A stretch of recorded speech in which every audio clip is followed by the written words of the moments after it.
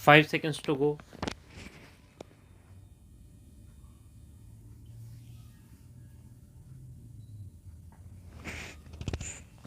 Start.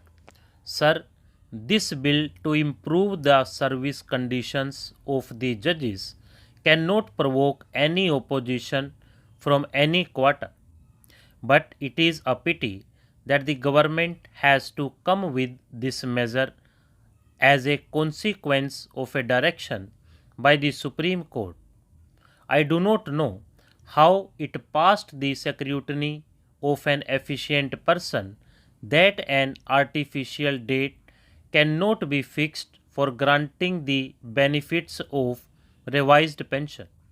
It is obvious that a person who retired on 31st October 1986 cannot be paid rupees 4500 and a person who retired on 1st November 1986 can be paid a pension of rupees 4500. On the fact of it, discrimination is there now. So rightly, the Supreme Court directed, and very rightly, the Law Minister came forward with this measure.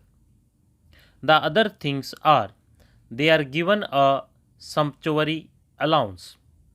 It is not so large.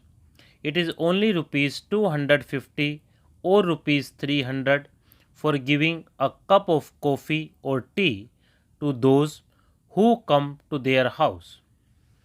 They get rent free accommodation.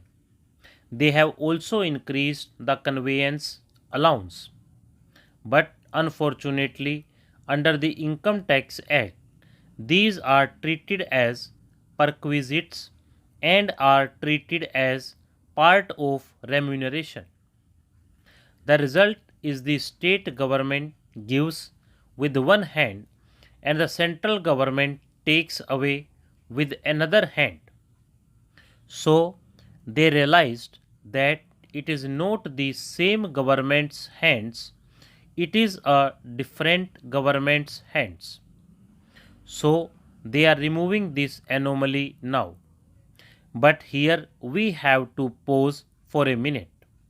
Such a thing has to be done for others also. When you are giving some allowance, the allowance should not be included in the remuneration and tax should not operate on it as being part of original salary.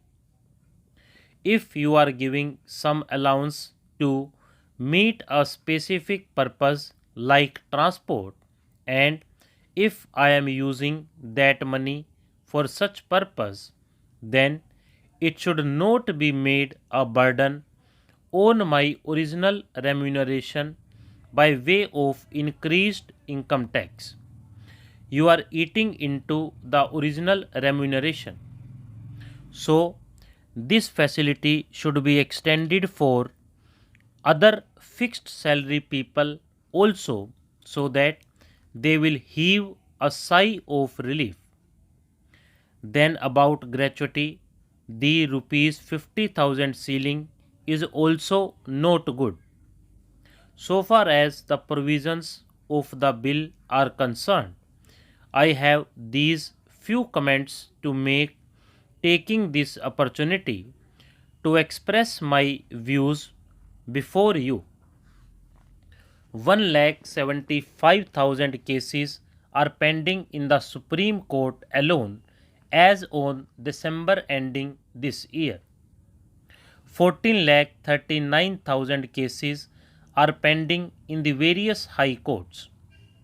And if you complete the present sanctioned strength of judges in the Supreme Court and the high courts, and if they refuse to entertain any future petitions, they will take 15 years to dispose of all these original pending cases. That is, you stop the in gate and open the out gate, do not receive any further petitions for 15 years to come. The judiciary can say that for 15 years no new petition will be accepted or entertained. Even if they do that, it will take 15 years for them to clear all the cases pending now. In Allahabad High Court alone, there are 5 lakh cases pending. To meet this situation, one of the things thought of was to increase the number of judges. To increase the number of judges, we have passed a legislation with much fanfare, giving top priority, even pushing behind other items of legislation on the agenda of the House. The Business Advisory Committee was asked to give priority to this legislation, which proposed increasing the number of judges of the Supreme Court from 18 to 26. But what is the result? Till recently, the number of judges in the Supreme Court, after increasing its strength to 26, was not even the original component. It was just 15. Having said that strength of 18 would not be sufficient, you showed priority for this legislation and increased the strength from 18 to 26. But for 11 years after that, even the original quota was not there. Here a word about the appointment of judges, etc. The Honorable Minister said in Rajya Sabha about 3 months back that very soon 4 judges for the Supreme Court would be appointed. I was present there when he said it, and so he will not contradict it. Sir, there is a convention and I will tell you what it is. In Andhra Pradesh, there is the High Court.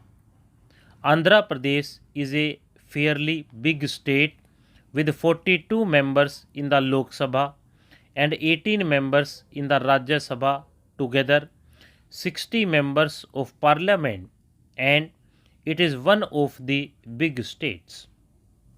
When there was one judge from the Andhra Pradesh High Court sitting in the Supreme Court, they used to say, "Let him retire and then we will appoint another judge."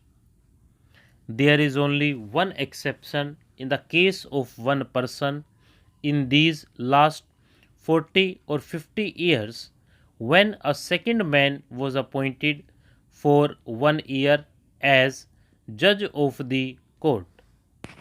Stop.